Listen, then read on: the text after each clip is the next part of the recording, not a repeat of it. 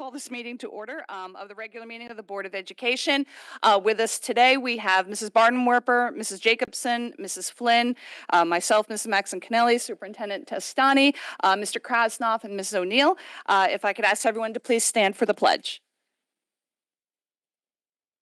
Allegiance to the flag of the United States of America and to the republic.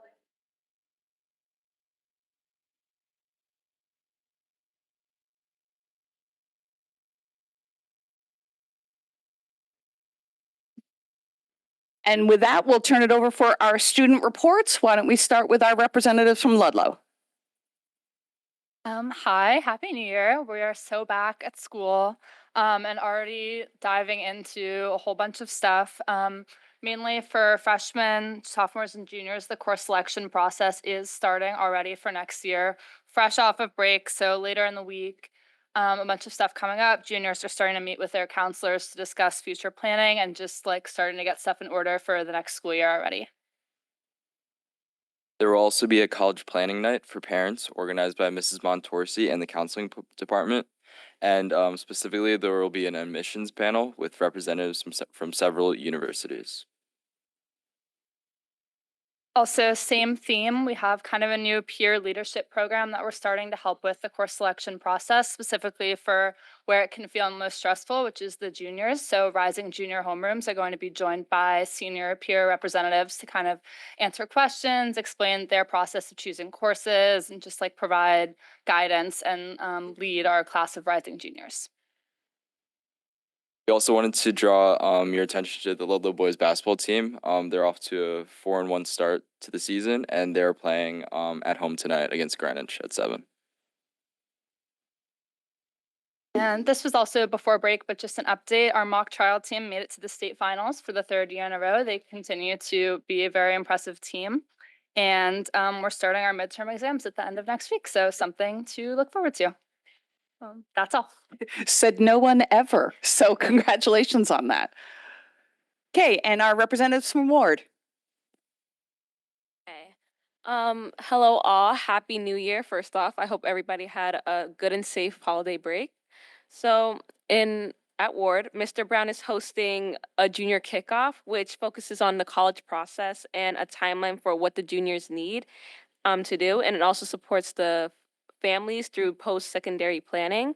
And we're also having a senior badminton tourney on January 23rd, and it's a great way for seniors to have fun and compete against one another. And signups will be next week.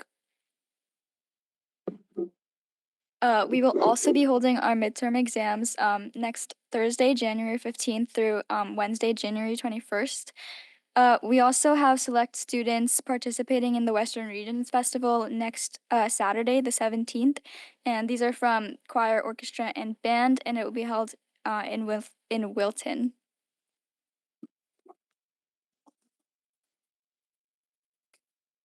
The course selection process will begin at the end of January, where Mr. Cavanna and Mr. Brown will host a presentation for the Ward families on January 28th at 6:30 p.m. We are also hosting Future Mustang Night, where we will be hosting incoming freshmen on February 4th, and the Mustang mentors will present to the 9th graders. That's all. Thank you so much. And you also put me to shame. I should have started by saying Happy New Year to you and hope that you all had a great break. Any board members have any questions? Right. Well, obviously, as always, we welcome you to stay for our scintillating meeting and budget discussion. However, if you need to leave, that's fine. I did just want to add, unfortunately, our Walter Fitzgerald representatives were not able to join us, but board members, you'll notice a little bag in front of you that was dropped off by one of our Walter Fitzgerald teachers on behalf of the representative, just as a little something for board members. So students, thank you again so much. And with that, we will move on to public comment. If any members of the public would like to come up and speak to up to 3 minutes on any agenda item, we welcome you at the table.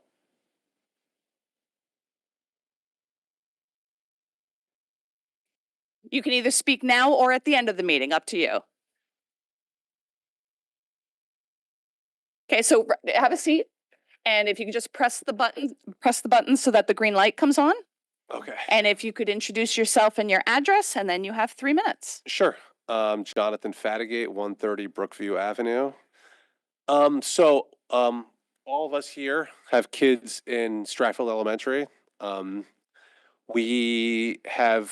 in kindergarten.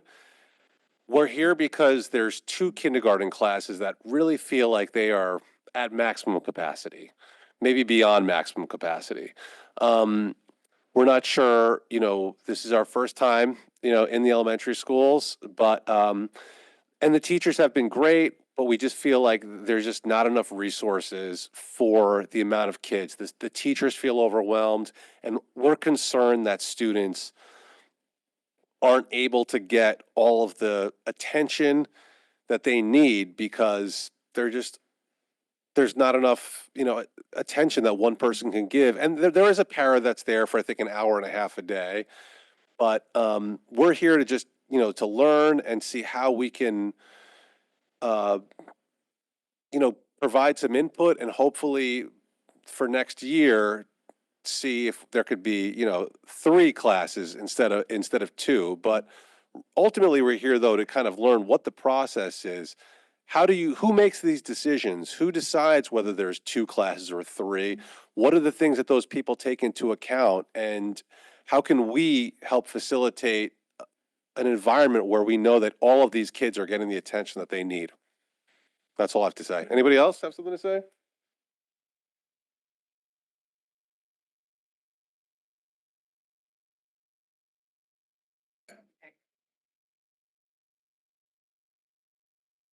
As you're coming up, first of all, welcome to your first Board of Ed meeting.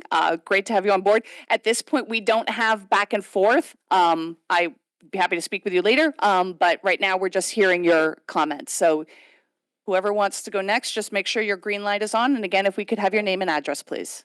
Okay, hi, I'm Meg Youngblood. I live at 140 Eastwood Road in Fairfield. So I think we have more questions than solutions and answers, so we'll just lob some of those out and other observations. As we said, we think we have the justification for probably 3 classrooms at Stratfield, and what I want to figure out is how do we ensure that in perpetuity through 5th grade? If we're in this situation where we've got I think close to 49 kids, we're right on the cusp. Is it a state mandate that says, hey, we go up to 25? Is it at the school's discretion? And what's stopping any scenario or us or our administration from being able to have the discretion based on the cohort of students? We got a lot of boys in this grade in particular, where they could observationally go in and say, we think there's justification for a 3rd classroom based on the poor learning environment, feedback from the students, feedback from parents, et cetera, et cetera. And so if we can get organized on what that process looks like, we can set ourselves up for success in the long term for the remainder of the time. And we don't need to do it necessarily immediately for kindergarten. I get that ship has sailed, but what can we do proactively going into 1st grade and then for the remainder of the time within the school? And then to use my 3 minutes so you can hear everything that we've said, we're hearing concerns from the kids. We sense that the teachers feel that they're at capacity and stressed out. And again, we just want to understand what resources we have as parents, what information you guys need from us to help make this kind of a no-brainer decision. And yeah, I'd say the downside or the consequence would be that we actually have more attrition from the school because we feel that despite our taxpayer dollars and the contributions that we're making into the school, we're not getting the resources and the sufficient learning environment that the kids deserve. I'm trying to think. I'll pass it to you. Thank you. Hi, my name is Jessica Miller. I live at 1600 Melville Ave. So my daughter is also in class with their children, and I am a first-time parent in the school system. Although I did grow up here, so I've gone through the school system myself. I think for me, it's just understanding kind of how the decisions are made. So, who does make the decision of how many kids per classroom? This isn't Q&A, unfortunately. Oh, you guys can't tell? No. Okay. Well, that's kind of those answers are what I'm looking for, right? We understand there's not really a state mandate, but it's between the union, the district. And then when it comes down to the class sizes, obviously there's a life and safety capacity of how many occupants can be in one room, right? And it almost seems like that's kind of based on what the maximum capacity is and not the learning experience for the children.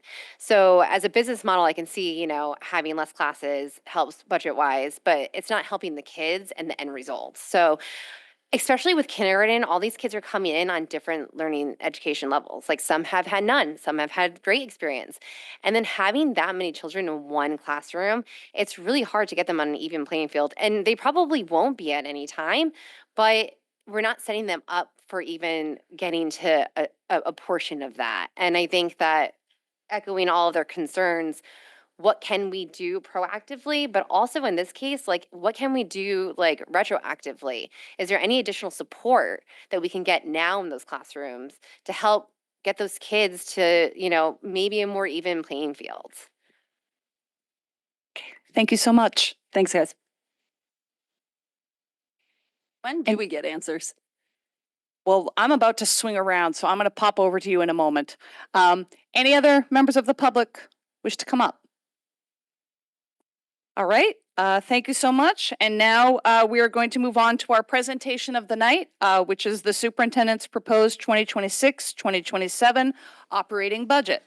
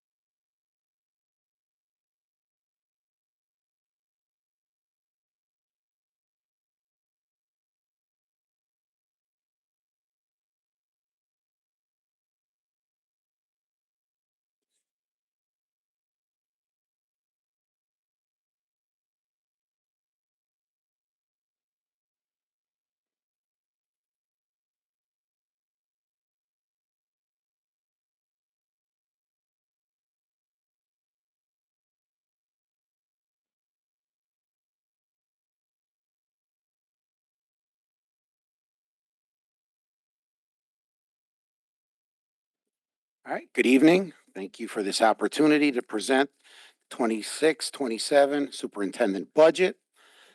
Before we get started, I want to thank everyone who worked extremely hard on this, all our department heads, central office staff, but especially Terry and Frank. Frank jumping on board in the middle of December, and Terry, who's, as you all know, stepped in the CFO role back in late May, who worked extremely hard to make sure that we present to you tonight a responsible, fiscally responsible, but also a budget that provides our students in the classroom what they need to be successful and our staff the resources to provide our students with high quality instruction and social emotional support.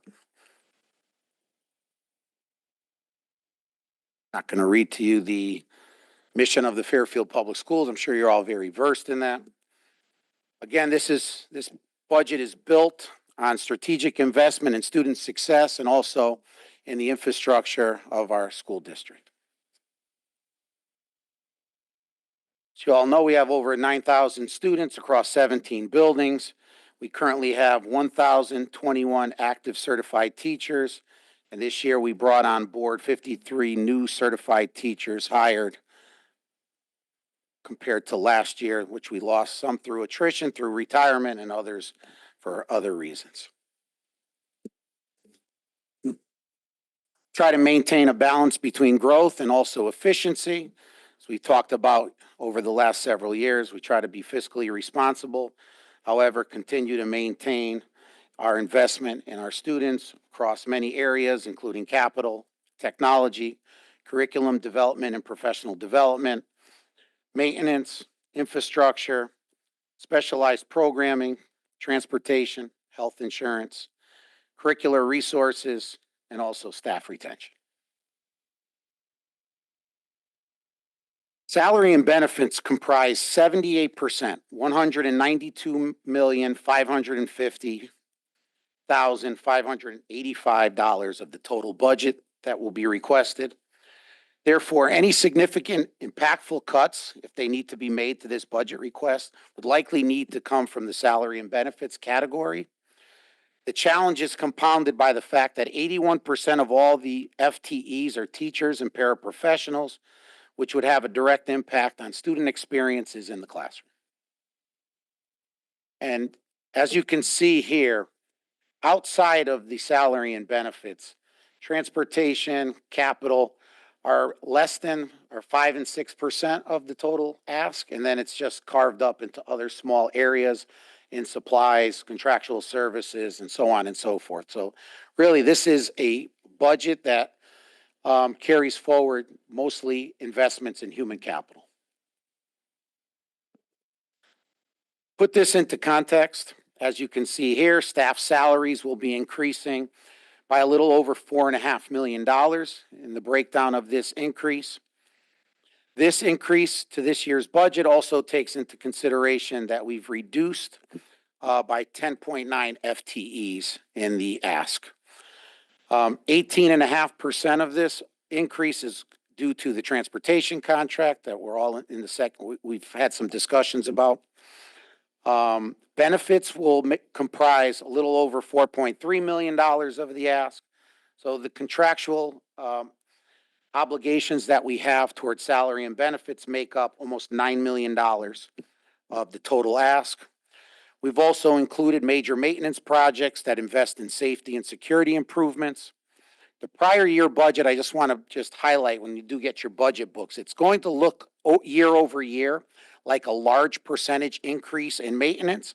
But if just want to for those that are new to the board, and also to remind those, last year, if you recall, all our capital projects were removed from our budget, and the town put those all together into a bond package. So our ask this year will seem like a large increase percentage-wise, but it's our normal return to about $500,000 or so in capital projects. And then tuition, despite you'll see in future slides that our out-of-district placements continue to decrease, the increases in tuition for out-of-district placements and special education is something that all districts across the state, no different here in Fairfield, need to contend with. So after you account for all these categories above, when it comes to salary and benefits, operation and maintenance, tuition and transportation, you're left with the remaining categories, which account for about 0.5% of the total budget increase. Therefore, again, any sizable reductions would need to be made in the areas of personnel and benefits, which will have a direct impact on our classroom experience for our district's children. Critical investments. For our continued investments and retentions of teachers, the budget continues to provide funding for the negotiated teachers contract. This upcoming year will be year 3 of the 3-year teacher contract. We will be entering into negotiations this summer with the FEA on a new teacher's contract. Again, as I mentioned prior to the last negotiations, we are seeing across the state contracts that are settling around 12 to 13% still. So I think we need to highlight that as we move through the budget process to the Board of Selectmen, Board of Finance, and RTM, that we're not going to see any relief in the upcoming negotiations, that these contracts will continue to see in those 12 to 13% settlements. For fiscal year 27, the final year of the contract, the top step gets a cost of living adjustment of a little over 2%, so 2.12%. And just to highlight, we have about 42% of our teachers that are at top step in the district. So we do have quite veteran staff. Additionally, we still offer, many teachers will take advantage of provisions related to degree changes, which also has an increase to our payroll numbers. In the upcoming year, we have returned to the normal number of teachers, roughly about 28 to 32 teachers that have indicated that there may be an opportunity for them to move next year, a salary lane advancement. So we did see the bump last year because of the 18-month period from the time that the teacher contract settled to this school year. So that bump now will just continue in perpetuity, but we don't see the large numbers again, so it won't be as shocking as it was last year. As mentioned in the increase to context slide, the district has included some major maintenance project to the operating budget. Curriculum enhancements will include new instructional resources for math, of course, social studies, as you all approved the social studies curriculum last month, and some in the area of language arts, not much there, business and tech ed. So we continue to delay these purchases, the shifts in the cost of new resources to future years. I don't advise us to do that. I think we should invest in those purchases this year and help alleviate some of the strains next year. If you all recall, we did ELA a couple of years ago. That was a major investment. The year prior to my arrival was mathematics. There was some carryover to this year's ask because at that time, I'm sure you all recall that the district chose at the teacher's request not to purchase textbooks for Algebra 1, Algebra 2, and Geometry. That has been shifted and they are asking for those resources. So that's what's included in the textbook ask for this coming school year budget. So I encourage us to get the teachers those resources so they can provide the high quality instruction that's expected of them. After social studies, there is science in the coming years. There is not an anticipated huge purchase for materials there.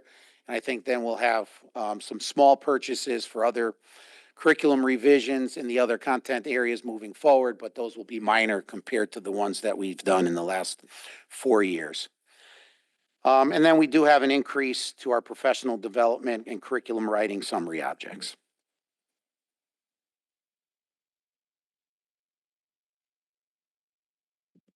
Mandates and services, of course, special education, the bulk of the increase to the tuition summary object is for outplaced special education student tuition. This is just a trend that we see statewide where we see increasing special education costs. You're all aware that last legislative session, there was a lot of push to try to cap and put in safeguards so districts do not see huge increases in out-of-district tuitions. I'm sure there's going to be continued conversations in the upcoming session on that. I know Mrs. Jacobson's following that very closely and will be a strong advocate as well with our state delegation and with those up in Hartford. Again, transportation, the district contends with an 18.5 contractual percentage increase for this coming year. The need to transport students is necessary and unavoidable, but we are trying to manage this cost with some efficiencies. We're looking at ridership once again. I know this is an annual conversation. We have seen improvement from previous years in our elementary ridership by assigning more students to those buses. So that has been effective. Our middle school ridership continues to be quite good. But even after making all high school students who drive to school and get a parking pass opt out, we continue to see challenges with low ridership at the high school. We are working with with a provider who has provided us with what they call a sandbox.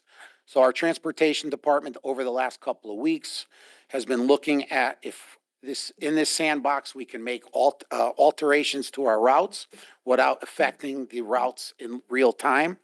So this is giving us an opportunity to play around with the routes, to consolidate routes together to see what impact that will have on our bus service without affecting anything in real time. So this is a nice feature that we have, and we should have that played out over the next 2 weeks. So hopefully before we vote on a final budget at the end of the month to go on to the Board of Selectmen, we should be able to see if there will be any savings in the transportation line that we could realize based on this year's ridership. So, and then again, with Connecticut's minimum wage increase tied to the U.S. Department of Labor's cost index as a result, as of January 1, it's almost $17 an hour here in Connecticut. So this creates a little wage compression for some of the district's lower earners, which causes the district to be proactive to stay competitive.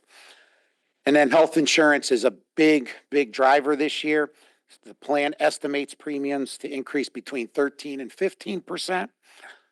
Fairfield County getting a 1% premium bump because of costs of healthcare here in lower Fairfield County. We are assuming a 14% increase in this budget. The final numbers are typically announced in April, so much later in this process. And I would caution us not to assume anything lower than 12%. If we do want to take a look at possibly lowering from 14 to 12 in our budget request as it moves to the town, I just be very cautious that if we do fall short and it does come in at 14 or 15%, that we may need to go back to the town to ask for more money. We are looking for efficiencies to try to offset the ask. As mentioned, the district is contending with the 18.5% increase in transportation. We will no longer rely on First Student next year for mail services. That's going to save us about $130,000. We're going to bring that in-house. We wanted to do that for the second half of this year. Part of the contract is we have to give them ample notice, so we have notified them that we will be ceasing mail service through First Student, and we'll bring someone on in district that will handle mail service for us and be part of the maintenance department.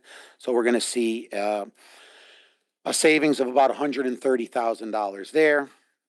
We continue to look at investing in our buildings with preventative maintenance to help offset larger costs later on with replacement costs. Utilities, our partnership, you'll see in a future slide with Synergistics, has been proving to be fruitful and saving us money.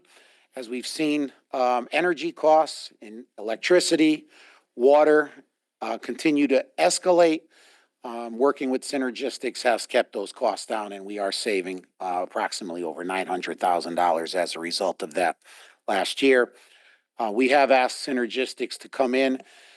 They came in last month and gave a presentation to me and our finance department. So they will be at a February Board of Ed meeting to do the same presentation. So you can see all the ways that they've worked to help keep energy costs down as we continue to see escalation in fuel, in water, and in electricity. And the IT department is investing in the district while also cutting costs where possible. IT reduced its instructional software line by removing underutilized products and aligning usage with the curriculum.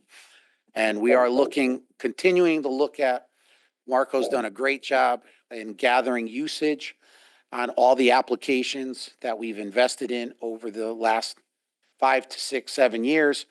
And anything that's been underutilized, we are not renewing contracts.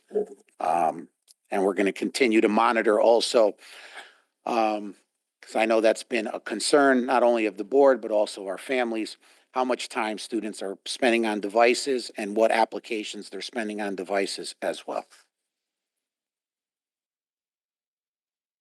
So there has been some superintendent reductions to the asks that came forth by all our departments across the district. We have reduced about a little over $3.2 million, which would have caused our original ask to the board here in my presentation to be over 7% from last year's budget. Again, a little over $1.3 million in salary and benefits. We've cut a little over $400,000 in the instructional division, a little over $400,000 in IT. We were able to find savings in pupil personnel services of about $380,000, $330,000 in transportation has been reduced from the original ask as well, $234,000 in maintenance. And then we are seeing a reduction that we feel comfortable in electricity of about $129,000 for next year. I think this slide, it has been updated from previous years, is how our in-district specialized programs are saving the district now in cost avoidance of over $22 million when you factor in what the costs of out-of-district placements are and where our students and our in-house programs would have to attend if there was even space available. So as you can see, between our CLCs, our TLC, our impact programs, and our literacy academy, our special education department is doing a great job servicing students right here in the district so they can attend school with their Fairfield peers.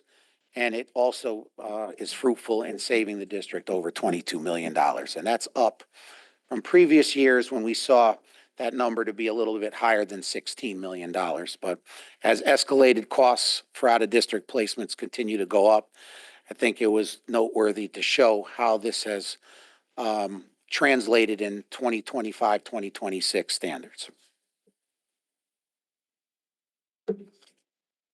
And just as you can see, these are our out-of-district placements and settlements. And the number continues to drop from the high back in 22, 23 of actual, which was 92.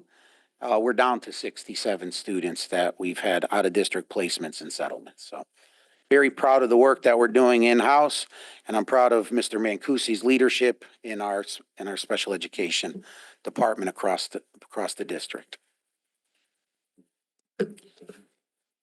Again, we invested in ECC and the success of the ECC as we continue to see growth. Currently, we have enrollment of 317 students across all our sites. As you know, that number continues to grow throughout the year. As more students turn 3 years old, we'll have more enrollments. Our full-day programs are very successful. Feedback from parents has been very positive, and we have a waiting list for those full-day programs. So we continue to see great success with this expansion, and I'm excited to see once the Dwight project is completed, those new classrooms that can open up at Dwight School and service that part of town as well. Overall, the transportation costs are increasing 17%. So as I mentioned, 18.5% is our contract.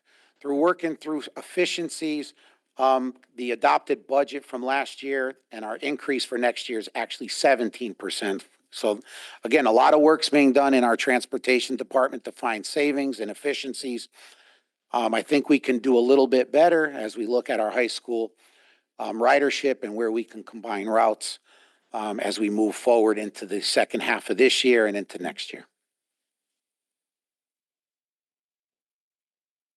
First and foremost, I think everyone is in agreement. We want to create a caring and safe learning environment for all our students. We have in our budget security upgrades for 3 of our schools. To continue infrastructure upgrades to our district school security is a vital investment in maintaining the security for our students, staff, and our facilities. This budget request supports efforts to modernize critical security infrastructure, including enhancements to camera coverage, system integration, and software upgrades. These improvements will strengthen our ability to monitor and respond to incidents effectively while ensuring our security systems remain reliable, up-to-date, and aligned with current best practices. We also have Riverfield Elementary. We're replacing the steps connecting the blacktop to the playground. It's a necessary project to address both safety and accessibility concerns at the school. The existing steps are deteriorating and have been identified as a concern for continued use. This project will provide for the complete replacement of the steps and the installation of compliant hand railings, ensuring areas meet all current ADA and safety standards. Fairfield Ward High School, we're going to replace the cafeteria floor, which is an important improvement to maintain a safe environment for students and staff. The existing floor shows signs of wear, including areas that pose potential trip hazards, and the current conditions raise safety concerns at the school. This is just one of the things that was shared with us from the Synergistics presentation, and you will get more of this and more detail when they come here. But electricity, the kilowatt hours, increased by 49.7%, the charge from 1.152 per kilowatt in the base year that they took in 2 years ago to 24.25, which it increased to 0.228. Heating oil went up 6.74%. The cost of heating oil and water is up 6.82%. Despite those increases, the savings that we realized, we were paying a little over $3.9 million in 12-month costs in these areas. The expected 12-month cost would have been about $1 million higher if it wasn't for all the efforts with our partnership with Synergistics. Again, we cover this every year, and I just want to continue to remind and hit this home. The why. Why do we do this? Well, we invest in the outcomes for our students. Not going to read all of this, but as you're all well aware, we have a lot of students in our district participating in high challenging coursework that are excelling both in the classroom and out of the classroom. This is just a brief synopsis of some of the academic distinctions that our students and our schools have achieved over the last year. We talked about this a few meetings ago, but we had 7 schools of distinction and 17 distinctions because of the hard work and the investment in public education here in the town of Fairfield. We are a thriving arts community, as we're all well aware of the achievement of our arts programs. This is just a brief synopsis of all the work that comes about as a result of our investment in the arts. We do have some grants that were awarded. Tomlinson Middle School, for example, won a grant for a mosaic project. We had art students trips that go to many experiences outside of the district.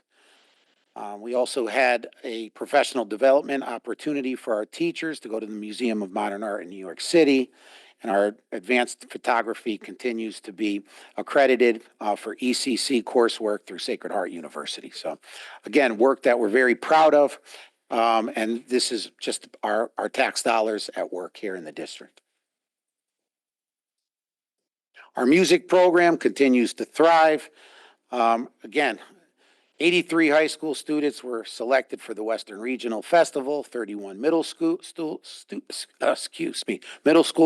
were selected for the Western Regional Festival. Our grade 4 through 7 choral clinic was a huge success. Our annual Veterans Day concerts, as everyone probably attended, our concerts for the holiday season. These are just great ways to bring our community together around the achievements and the performances of our students. And as Gina and Todd shared several meetings ago, we have 140 athletic teams, over 1,700 athletic events, over 1,575 student athletes across the district. Again, this is just a modest cost of living increase to our athletics in this budget. We heard the asks from our 2 athletic directors, so we did increase their budget slightly to continue to invest in our athletic programs and our athletic facilities. What does this equate to? This equates to a proposed budget increase of 5.96% for a total budget for next school year of $246,924,831. Next steps, we will continue over the next several weeks to answer any questions from the Board of Education in the next couple of meetings, and then hopefully work to a final vote and get the budget finalized for a final Board of Education budget to be presented to the Board of Selectmen by the end of January. After that, just for the public watching, after the first select person's budget is presented, they could cut funding to the Board of Ed, which would then bring it back here, or just accept it as is, which would then move on to the Board of Finance, and then to the RTM sometime in late April, early May for a final vote. So I encourage everyone to stay tuned to the budget process. And, just continue to advocate for investments in our students, our staff, and the Fairfield Public Schools. Thank you very much.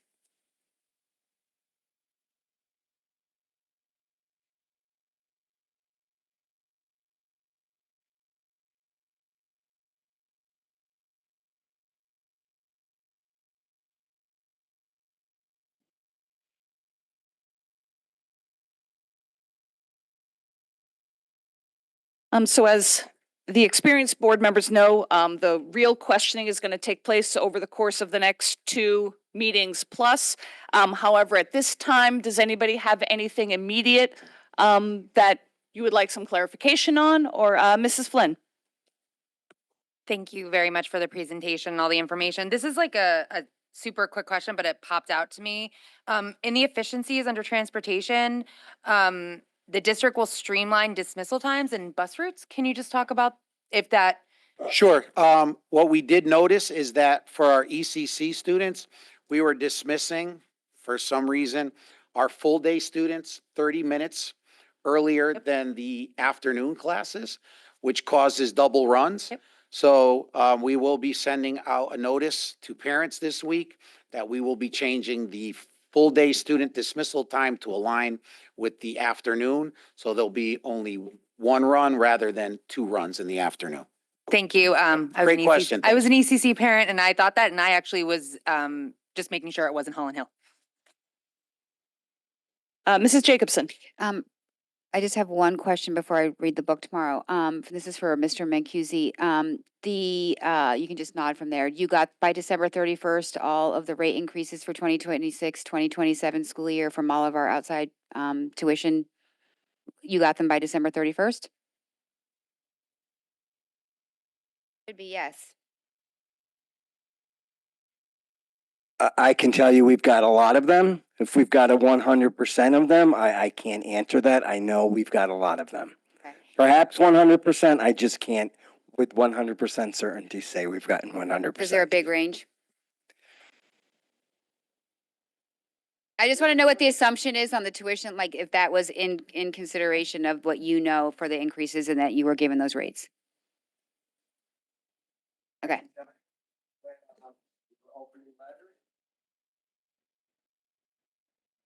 Thank you very much for the answer. Thank you. Anyone else? All right, so one final bit, especially because we have 2 new board members. If Ms. McNeary would like to come up, I just wanted to show you very quickly where you will be and how you'll be submitting your questions. So everyone can please take a look at the screen. So I'm just going to ask the technician just to allow me to share my screen. No.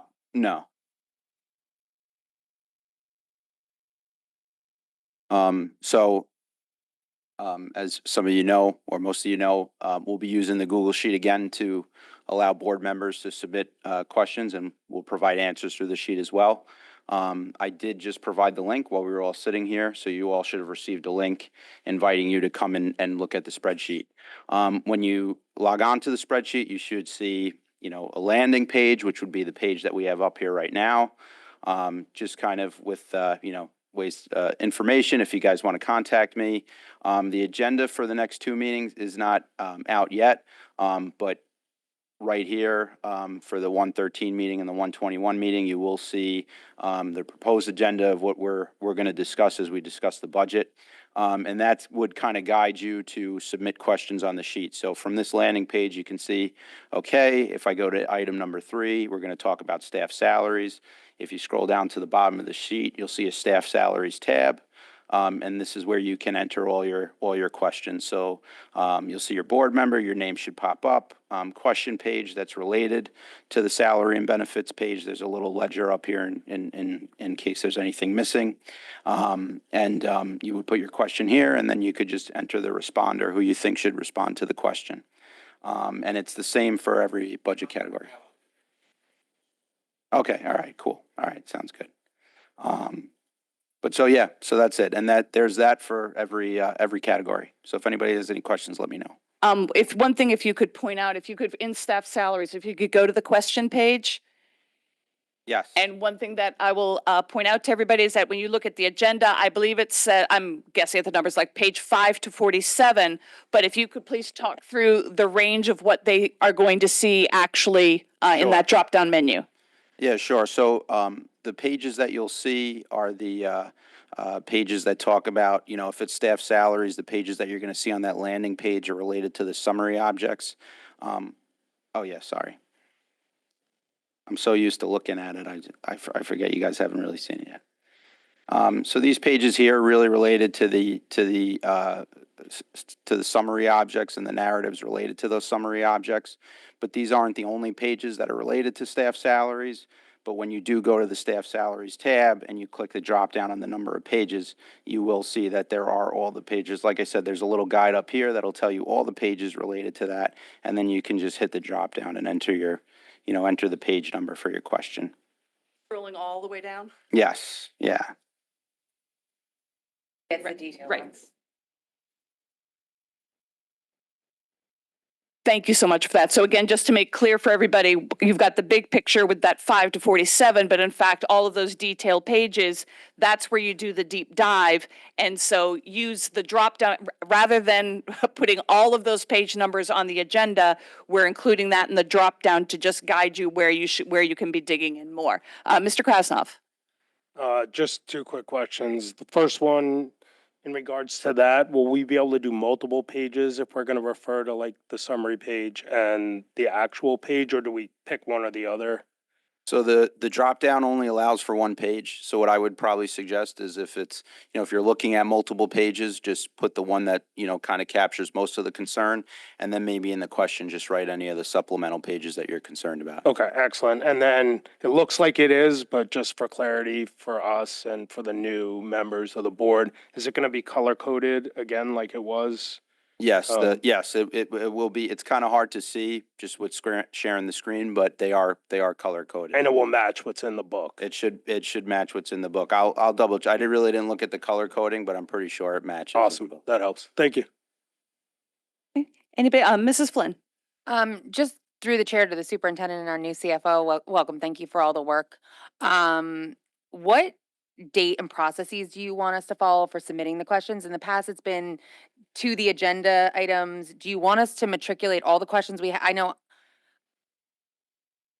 I'm going to say, typically what I do is load all the questions. I just want to make sure that that is the preference of the administration and the board. Yeah, the more questions you can ask at one time, the better off it is. So we're not going back and forth. Yeah. And what's the last date that the administration wants questions from the board so that you can have answers in a timely manner back to us? So for Tuesday's meeting, if you can get them in by Friday night, that would be great. I mean, I'm not requiring anybody or myself to look at them over the weekend, but I'm sure we will.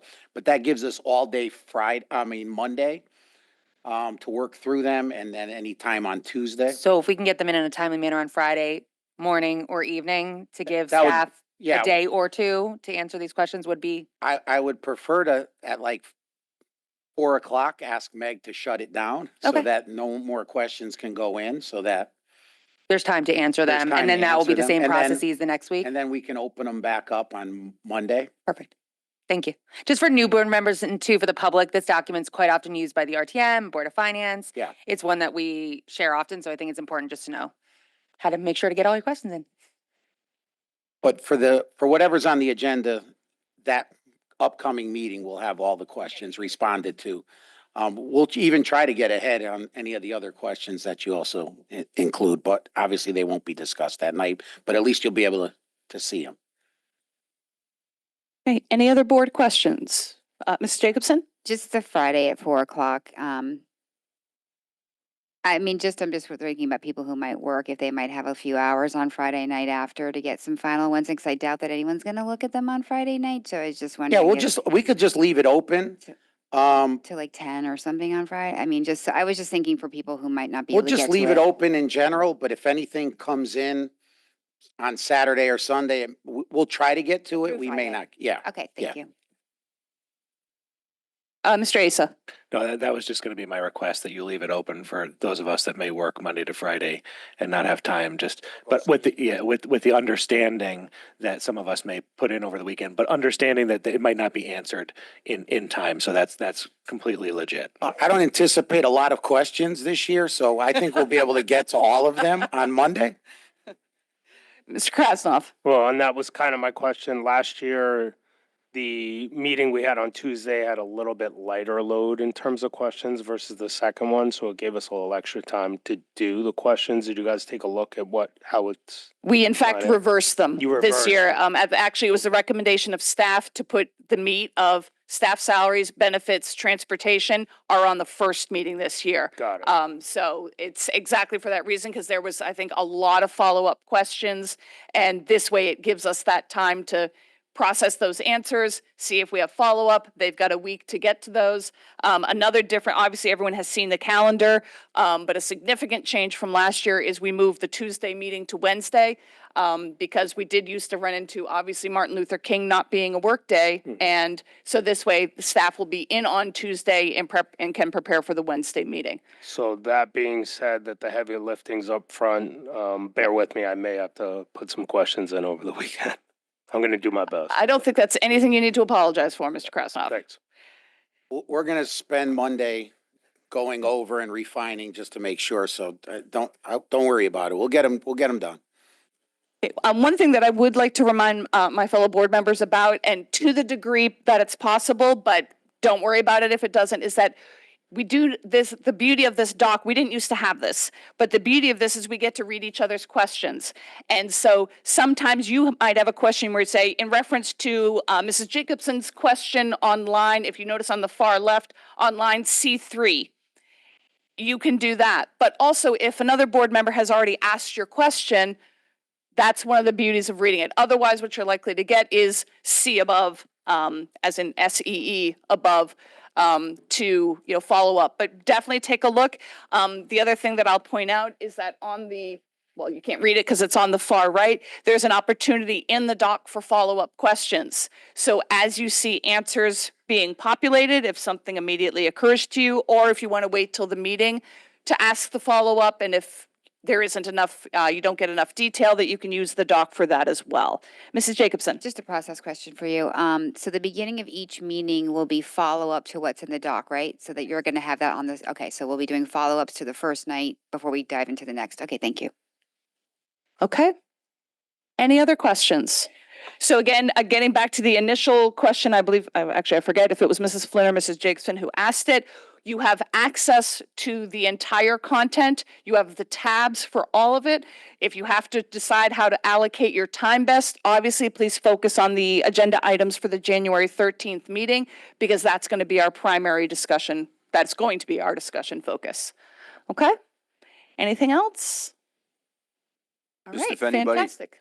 Oh, I'm sorry, Madam Chair. Sure. I just want to say, if anybody does have any trouble logging on, just email me, and I'll take a look. If you can tomorrow, just to make sure you have access, that would be great, because I'll make sure I'll see it. Or otherwise, just if you can't do it until the weekend, just email me so I can see if you have access, or just hold the questions and then, you can upload them once you get the access. Okay, Mr. Asa? For logging in, are we using our .net or .org? I think it's the .net. Let me see. Okay, thank you. Okay. Anything else? All right. Thank you so much, Superintendent Testani, for the presentation. Thank you so much, staff, for all of your work. I anticipate a robust discussion in these next 3 weeks leading up to the budget vote. So thank you very much. Next on the agenda is old business. Up for approval of the National Youth Outcomes Initiative. The NYO survey by Wakeman Boys and Girls Club recommended motion that the Board of Education approve the National Youth Outcomes Initiative NYOI survey by Wakeman Boys and Girls Club. Motion by Mrs. Jacobson, seconded by Mrs. Flynn. Any discussion? No? Any comment by members of the public? No? Back to the full board. If there are no final comments, all those in favor? Motion passes unanimously, 7-0. Next, old business is the tentative 2026 Board of Ed meeting calendar. Just wanted to point out, one thing that I did differently this year, because I have enormously empathized with past chairs with attempting to race around to everybody when it came to executive sessions, finding out which were the best dates. I did the best I could working with Mr. Asa on anticipating what would be one. You'll notice that the one at your table, had one edit from what came out in the Friday packet, and that was the executive session on Tuesday, January 27th, due to contact from the union attorney. And I don't want us to be a reason that those get held up. So that executive session got added to the 27th. You can see the rest of them throughout. There's the question about coordinating with Board of Finance, which is a required meeting there. But that's one thing that was different this year. But other than that, I will be, we'll be looking to submit this to the town. However, if anyone has a comment now, great. Otherwise, if you could please get any reaction to me if you see anything problematic. Otherwise, there weren't, I don't believe, any other changes. But any other comments, please get them to me. Mrs. Flynn. Thank you. There's no times listed on this for either sets of meetings, regular or executive sessions. Are you anticipating staying at the 7 p.m. timeline? I know we had discussed 6:30 quite briefly. I don't know if where we landed on that. I wasn't at leadership, so I apologize if that was discussed there. Mr. Asa? Yes, after discussion and me reaching out to some of the members that had concerns, I dropped the idea for 6:30. So the idea was that everything would be at 7, and the executive sessions are being noticed here, but exact times are not given quite yet. But just for planning purposes, obviously, I think we know generally with these things when they are. Just off the top of my head, I have some concerns with that executive session on the 27th, just because that's the night of our budget vote. I think we're quite often here pretty late that night. I don't know. Like I said, I think we heard through the chair that we were asked to pick that pace up. Right. So that makes a little more sense now. And then just for me, the executive sessions, I've had to deal with those motions. I don't know if this was, we had discussions about different types of, I don't know what would take us into an executive session for superintendent's goals and objectives update. I don't know what would I don't know what rationale we would have to go into an executive session. I would have some concerns about just public inquiry for that without a little more explanation. Sure. So that one I ran past our board attorney. He has already given me the wording for it. However, I will apologize. It didn't even occur to me to bring that with me here tonight. But I do have that for you. If you would like to peruse it in advance, happy to do that. I would love it. Anytime I see an executive session, I like to see the motion. Typically, those aren't just for me as secretary. It's helpful, so I appreciate it. Sure. Mrs. Jacobson. Thank you, and I appreciate trying to put the executive session on notice, because that is hard to corral sometimes, so I appreciate that attempt. I had the same question about time, so you've already addressed that, and I'll just echo, look, I appreciate that, maybe somebody said they wanted to move this secretary item up earlier from the March 10th date that had originally been put on. And I hear you, but depending on how this month goes, I might be using that time to prepare for that meeting. So I just wanted to share the concern that would be on the night of a budget vote. And just for newer members, we started at 7 o'clock and we went to 12:03 a.m. that night. So adding on an executive session. So it's just concerning in terms of the focus of that evening for me. So that was that. And then so Mrs. Maxon-Canelli, the March 24th town hall, I know that you wanted to go back to putting them on here so people had them on their calendars. So was there any talk when you and Mr. Asa were developing this in the terms of that the Board of Finance is voting on the budget exactly a week later after that town hall? So was there any, I know you had mentioned coordinating with Board of Finance. Was there any talk about, well, maybe we should hold it when we know better what we might, hopefully we don't have anything to deal with, fingers crossed, right? We can be all pessimistic, but I just wasn't sure if you talked about like, hey, should it be after that vote since it's a week later, or that didn't even like enter the conversation possibly? I can honestly say it did not enter the didn't enter, conversation. okay. No. Okay. It just might be more timely, but anyway, that's just a thought that I'm sharing with you. They are voting on March 31st. The public hearing date is the Saturday after that March 24th meeting, so I believe that's the 28th. So just food for thought for everyone. Would it make more sense for it to be after? But, again, I know it's hard to schedule all of these things, so and then and if that had been the case, I had just looked at that April 7th. Usually with that executive self-eval, we have had a regular meeting attached. And since there isn't one on this draft, if you had considered to changing it, or if the board was interested to changing it, maybe that could be a date. So those are just a couple of my thoughts on logistics, but thank you for putting it together. Thank you. Mrs. Flynn? Thank you for the feedback. I was one who emphatically kind of pushed to have those town halls on there. So I just want to say, I think it's great to have them on here as a jumping off point for all 9 members to kind of give feedback on. But I just thought, I want to just thank leadership for including both. I thought it was really important. Okay. Anything else? All right, thank you. If in reviewing it, something else occurs to you, by all means, please let me know. But that's definitely I mean, not that we can't make changes further down the road, so should something arise. But thank you for the feedback. I appreciate it.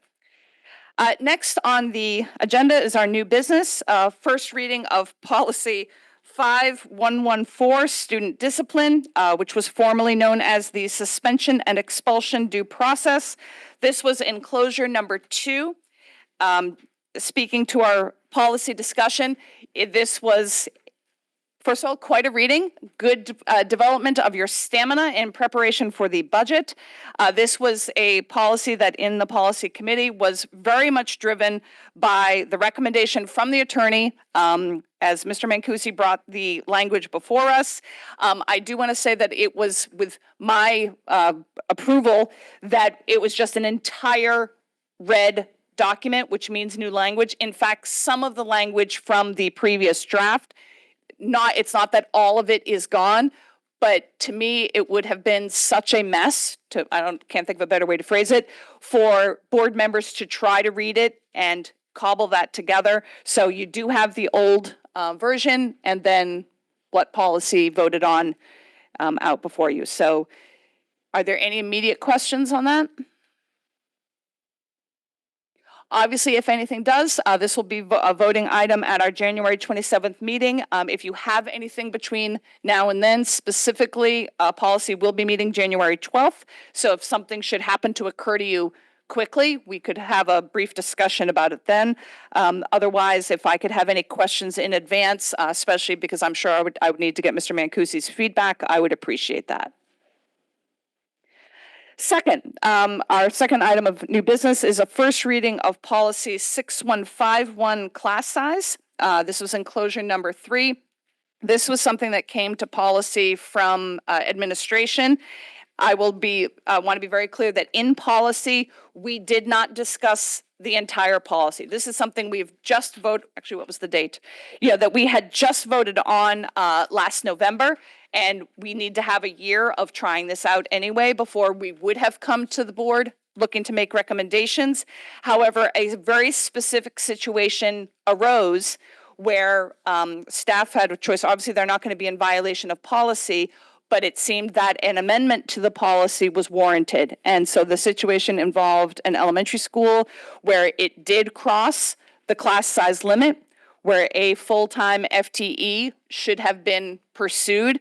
However, there was already an existing student teacher in the classroom. And so there were already 2 adults there, and to add a third was something that we thought that this, again, policy voted this out 3-0, but we thought that this was a reasonable amendment to the class size. But that said, I would like to take any questions. Mrs. Jacobson.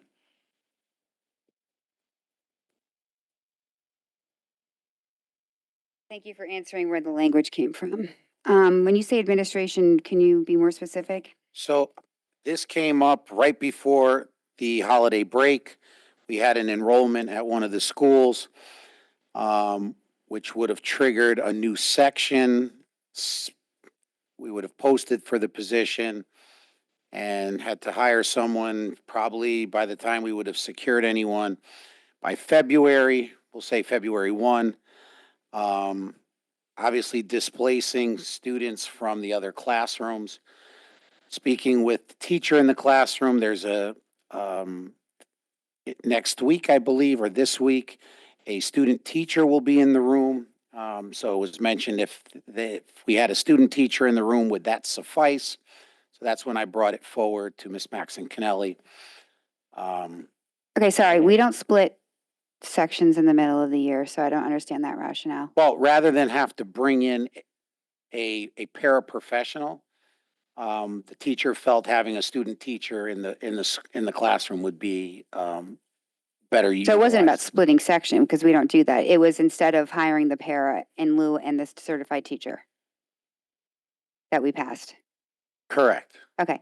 Mrs. Maxon-Kennelly, what is the difference, just for purposes of this policy, what's the difference between, or maybe Mr. Testani wants to explain the difference. I'd like to understand the difference between student, teacher, and intern. What is the difference?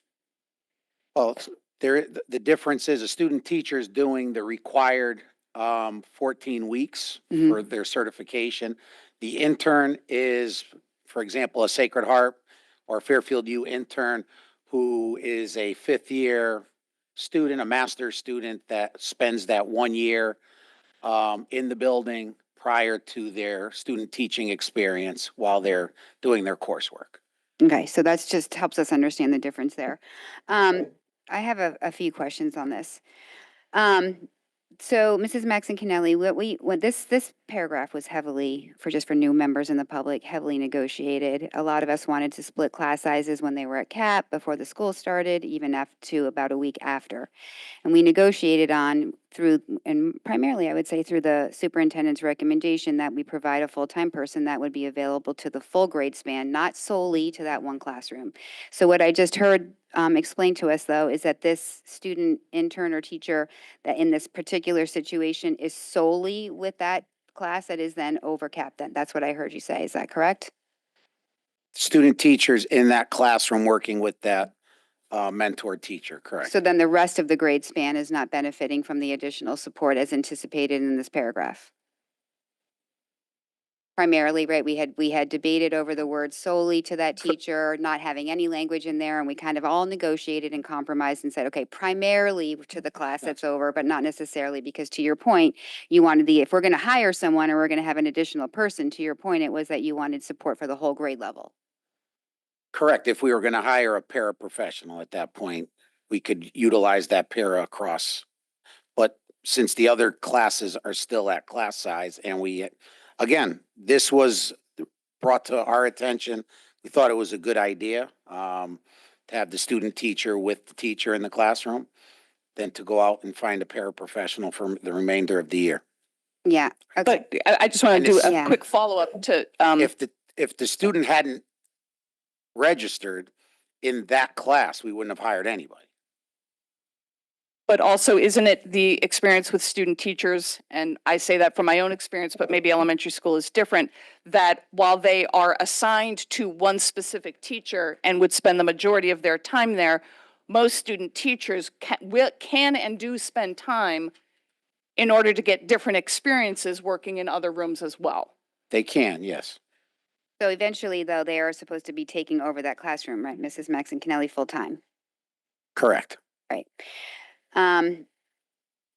So I just have some concerns, and maybe it can be clarified with some language changes. It seems to me that the intent is that this is where it would already existing, meaning you wouldn't be able to pull a student, teacher, or intern that was already in a placement per se. A class somewhere else goes over cap. You wouldn't be moving that student internship, say, from a third grade at Holland Hill to a fifth grade at North Stratfield just because of this policy change, would you? A student teacher you wouldn't pull. The intern is not assigned to one classroom. The intern is assigned to the building. Okay, so it could depend then. They could be pulled from where they are. They could be assigned to, if it's a second grade that goes over at Riverfield, for example, the intern can then work primarily in that room. Do Correct. interns also have cooperating teachers? No, Only the student teachers do. correct. The interns don't have any cooperating teachers. No. It just seems that there's a big difference between student intern and how this might shake out and the responsibility. I have concern on relationships with EPPs in terms of how these aspiring educators could be utilized to do this backfill as an alternative to what we really negotiated in terms of providing grade level support in a section in a grade level that went over cap. And I'm just a little concerned that we would use our student teachers in this way and that are not employees, that are just learning how to be educators in lieu of a full-time employee and in lieu of what we anticipated to provide as a certified staff. They're not certified yet, and they're just learning. So I do have concern in using our aspiring educators in this way. There might be some understanding difference between interns and student teachers that I am going to ask follow-up questions on. But I just don't know why we wouldn't have followed. Your rationale was that because this person was already in that specific class that went over They in were, that be- particular instance. they were being assigned to that teacher in that classroom. They are closer to a teacher. An intern is closer to a teacher than a paraeducator, because a paraeducator does not have the same skill set Right. as the student teacher or the intern. I understand. So the 1.0 FTE, Mrs. Maxon Kennelly. So student teachers and interns are not with us, though, for 182 days, all days. The interns are, yes. The They interns can't are, possibly be. But what happens when they graduate in May? they finish out the year. We pay for the year.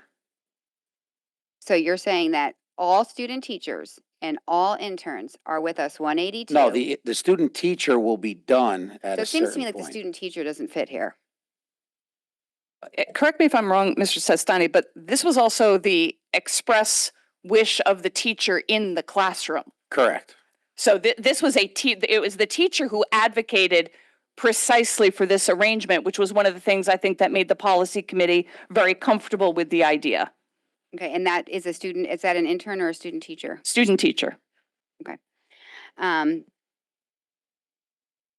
The last thing I will say is, and this might be a question for our district facilitator, Dr. Zavajancic, and maybe this will come up for the next time, but I just want to make sure that this language would meet all of the course requirements of our placements. And you don't have to answer it now if you know that this wouldn't impede any of their course requirements or any of our contracts with our EPPs or impede with anything regarding the cooperating teachers and their responsibilities with them and using them in this manner.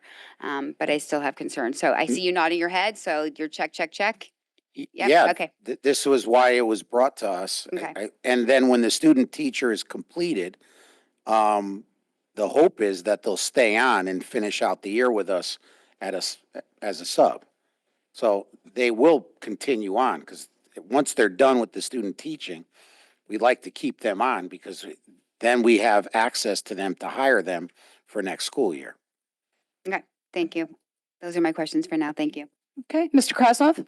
Thank you. Just a brief follow-up, clarity question. So when you add this person, does this become a third person now in the class if there already was a para coming in, or is this instead of? No, this is in lieu of having to hire a In lieu para. of the para. But if there's paras that go into the room already because of other students that receive support, they will continue to do so. Or like kindergarten and first grade. And all Yeah, that that- schools that- have a that- para, so now it's a third Correct. person that would be Correct. supporting that group. Okay, Correct. thank you. Correct. That helps. All right, Mrs. Flynn? Thank you for the insight. Just through the chair to Mr. Testani, can you when did this take place? The student registered sometime early December-ish.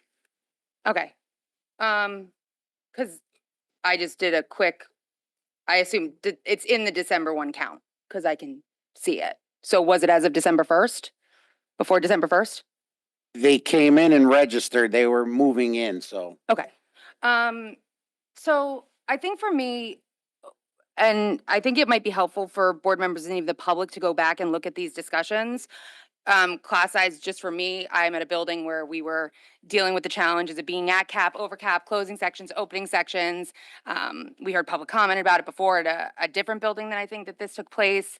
And I'm just trying, I didn't get a chance to, the minutes were not up yet and I didn't get a chance to listen to policy, but maybe, was there any discussions, and I get that it worked for this current situation, but was there any discussions about like the possible downsides of this, any unintended consequences of this, any certification concerns about this? Because for me, this was a policy that I really heavily compromised on. I wanted to go straight with the language from Mr. Krasnov and have us opening new sections, if we were at cap for a section.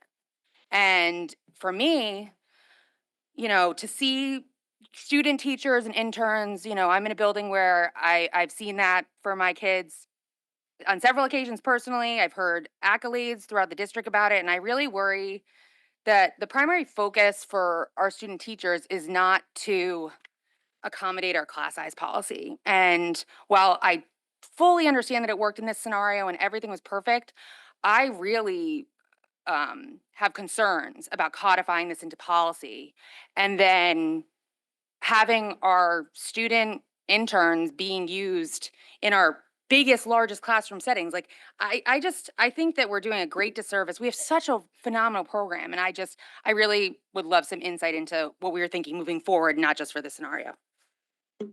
So obviously, Mrs. Barton-Werper, Ms. O'Neill, if something occurs to you that I'm not saying from our policy discussion, please let me know. But I think when we were talking about adding this in, one, it was very powerful to us that it was the preference of the classroom teacher. Secondly, the idea of this was none of our discussions circled around the idea of what can we put in here to get around the idea of hiring an FTE.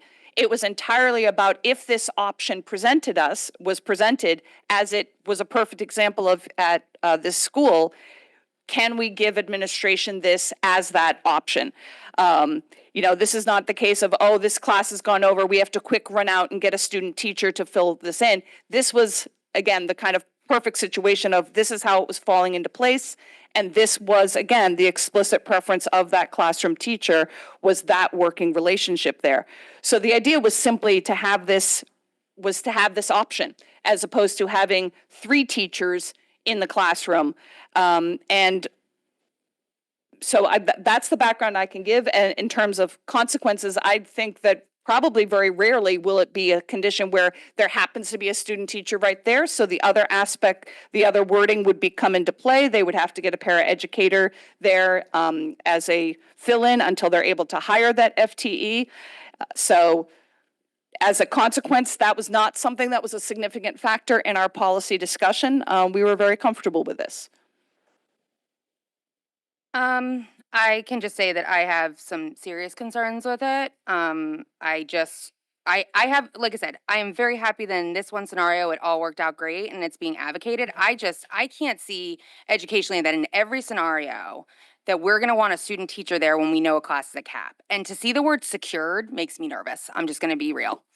Because secured means that you could secure them from anywhere in the district at any point. And after, like I said, I negotiated this in good faith, and I would really I feel a little uncomfortable A with student this. teacher would not be something we would be able to run out and get.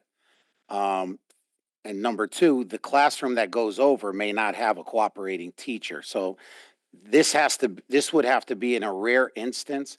This was the perfect storm. Was there any discussion of any other language that could be a little more, I guess, yeah, and I remember, I think it was maybe Mr. Lee or Mr. Asa that talked about the prescriptiveness of this policy. And the more policy work I do in my 2 years on this board, the more I am honing in on that. But was there any discussion of maybe making it a little broader? So like in certain, scenario, I don't know. I think the prescriptiveness about the student teachers is giving me some hesitation, maybe some exploration of any other language. Well, 2 things. First, and then over to Mrs. Barton-Werper. We actually thought the board would reject vaguer language because this way it is very clear exactly what we're talking about. We're not just trying to open the door to warm body language. So in that regard, I actually appreciate your point, Mrs. Flynn, but we were very specific about this. That said, if there's another way to phrase this, obviously we're open to wording changes. This was the wording. We were trying to keep it very simple and very direct because we weren't trying to do a significant policy change. We were trying to allow for, exactly as Mr. Testani said, this kind of perfect storm of this circumstance. And I sincerely think for the most part, it's going to be rare. Many teachers, in order to have a student teacher, have to get special training. You can't just not any teacher can just say, hey, I'll take a student teacher because I'm about to go over my limit. The teacher has to have training in order to have that kind of a relationship, to have a student teacher there. So I actually genuinely think that the circumstance for this being invoked would be fairly rare. one more clarifying question. So a student teacher and intern, are they technically an employee of the district? No. Mrs. Bardenwerper. I think we also did discuss briefly that this could be like a bridge, like if it wasn't going to be, like if a student teacher is in the classroom, this suffices until somebody could be hired. I think we did talk about that. And also I think, again, like we're open to language, but I know I'd be happy if we change it to like, if a student teacher is already assigned to the room, that could suffice. I was about to say, I may try and play around with some language myself for this to bring just right now, the way I see it, there's no way I kind of see it. And to be completely fair with everybody, every time this policy comes up, I want to make an amendment to take it down. So the fact that it's up and before me doesn't make me not have that same instinct. And that's why I also wanted to make very clear that we, as the policy committee, did not look at anything else. We're not even a full year into this experience. So just to your point, Mrs. Flynn, we very deliberately looked only at this. Mrs. O'Neill. Hi, I just wanted to say I would definitely be open to making language more specific in the situation that you brought up, Mrs. Flynn. Just speaking from a former teacher, I understand in this specific situation, and I can totally empathize with the teacher that it would probably be preferable to have having a student teacher who's familiar is doing the coursework, especially with a good student teacher, would be a wonderful option. However, what you brought up about, and it would, as Mrs. Maxon Kennelly said, it would be difficult to just assign a student teacher if a class was about to go over cap. But I think hearing this discussion, that would be important to have in the policy just to ensure that that did not happen. So at this point there, oh, Mrs. Jacobson?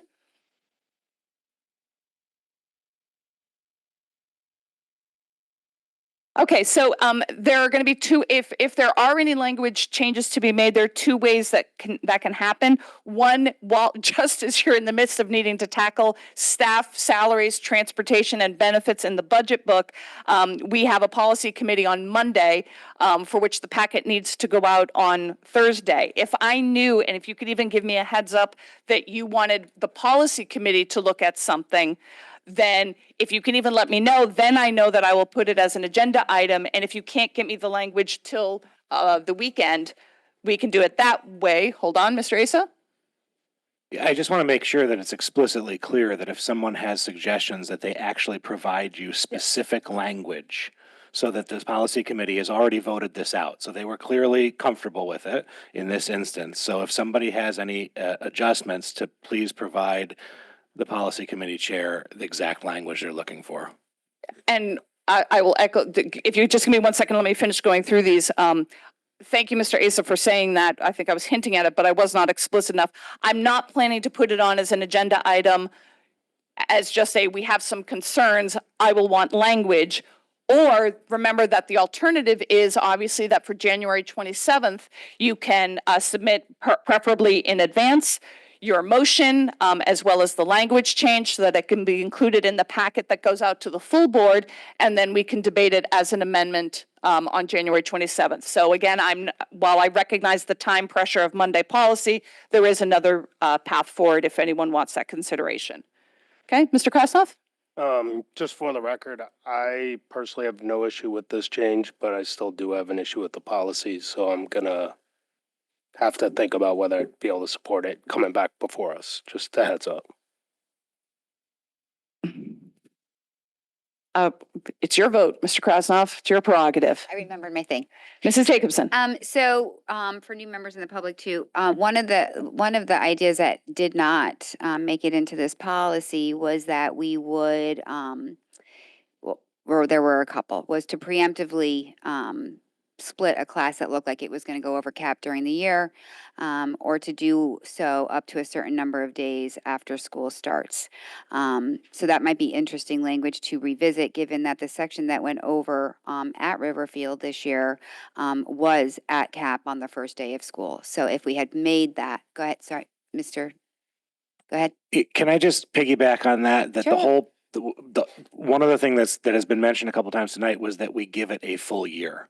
So I would please ask that the board on January 27th not look to revisit and rewrite this whole policy. Let's do what we said as the majority of the board, the will of the board was to give it a year. I understand, but it is back before us, and we are changing the support that's going to that class. So it is food for thought, and I just wanted to give Mrs. Maxon-Kennelly that that was food for thought. And I would, of course, Mrs. Maxon-Kennelly, I will get you language if I want to decide to do so. Thank you. Thank you so much. Okay. All right. Moving on to superintendent's report. Just a couple of items. I want to congratulate Fairfield Ludlow High School senior Mio Nomoto on her acceptance into the Drexel University High School Photography Competition. Her photograph, titled "The Five of Us," was chosen from hundreds of entries and will represent Fairfield proudly in this nationwide competition. The work will be on exhibit at the Antoinette Westfall College of Media, Arts and Design in Philadelphia from February 2nd through February 28th. Great job by Mio. Also in December, the Fairfield Ludlow Philharmonic Orchestra took the stage at the Klein Memorial Auditorium. They opened for the Greater Bridgeport Symphony at the annual holiday concert. This special performances marked the culmination of weeks of collaboration and rehearsals with the Bridgeport Symphony music director, Eduardo Leandro, giving students a truly professional orchestral experience.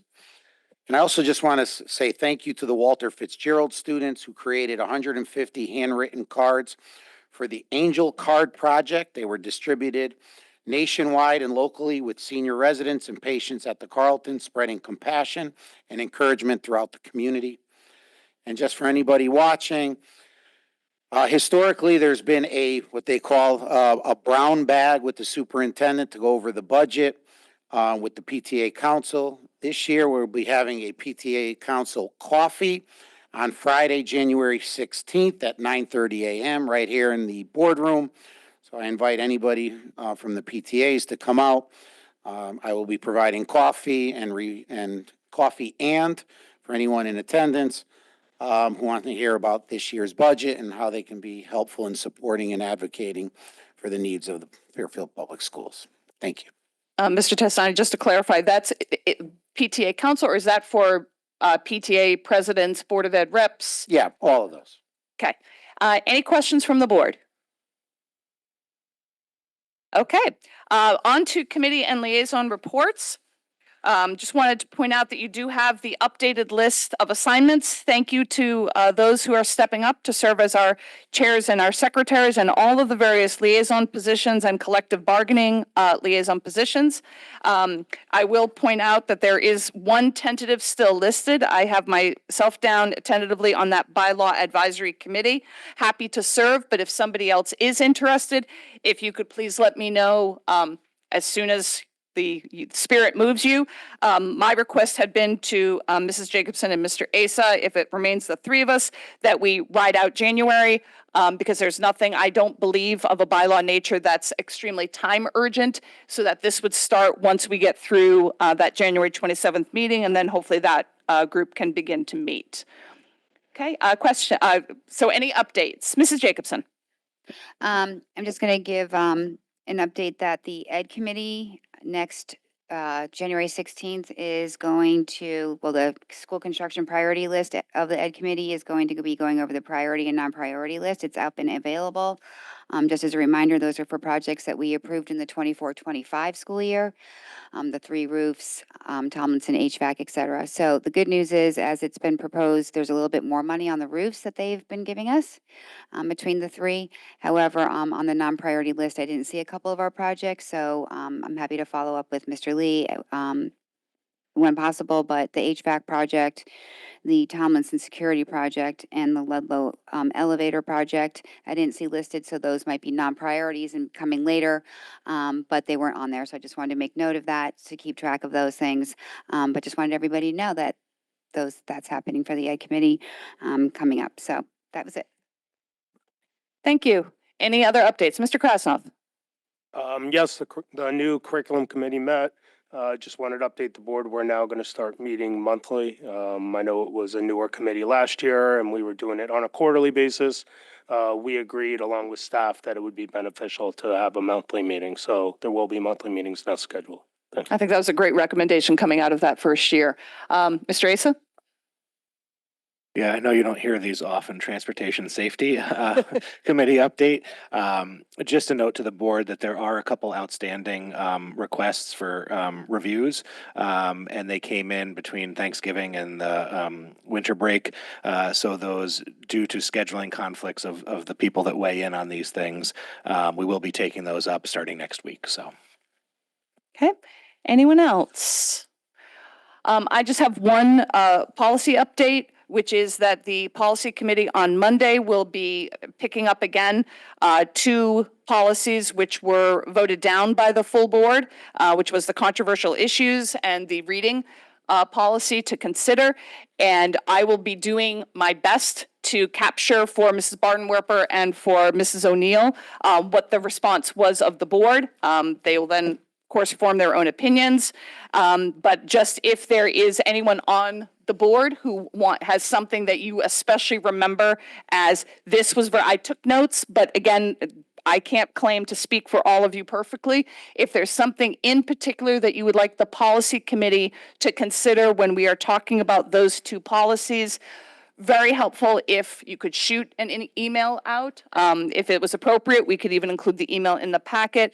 But I think all we would like to do is capture the will of the board and get it right. And it was a tie vote for both of those, which is how it lost. And that is not the most definitive message that we are going to have to work on. So it's, again, I'll do the best I can, but I just wanted to apprise the board that we will be looking at that.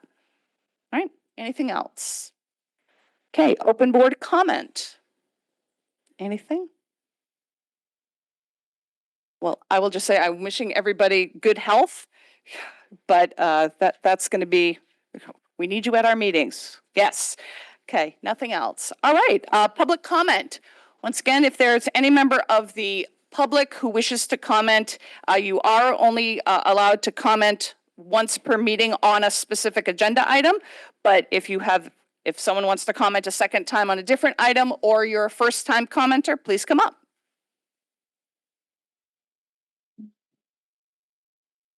John Fatigay, 130 Brookview Avenue. We would like to ask the policy committee to formally reconsider, study some kind of a public, open look at the threshold for class size and take into account, changing demographics and how the town has changed since the last time. I know it's been a few years since the last time you've changed that threshold. But we'd like to ask that the policy committee formally look into that and vote, or however you do it, but somehow reconsider the threshold that is at right now. Or also, another thing could be giving some kind of discretion to leadership to make decisions on their own once you're at the tipping point. Principals or whomever would make that decision. Thank you. Thanks. Any other members of the public? Okay. Yep. So again, just to be clear, this is for something not already commented on. It's a different comment than I made earlier on the topic of class size for the future, as opposed to changing something at Stratfield School specifically today. Okay, if I could have your name and address? Meg Youngblood at 140 Eastwood Road. And I'll also be honest, if it were 11:30 right now, I'm not so sure about the latitude here, but it's 8:32. I think we can have some latitude. Yeah, it's building on the existing comments of looking at rolling enrollment over the last few years, considering a spike in enrollment and, people moving into town during COVID versus where we're settling in right now and predicting future kindergarten levels.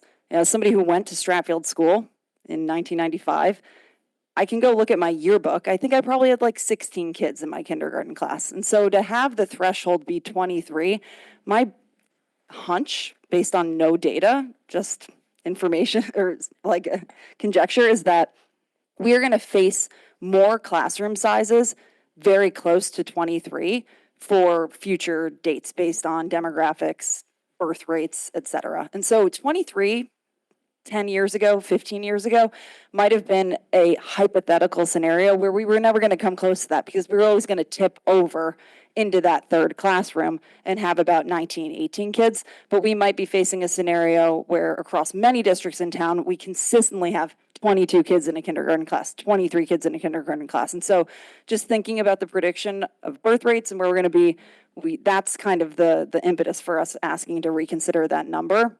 When's the last time it's been voted on? When's the last time it's been considered, and based on what data and what birth rates?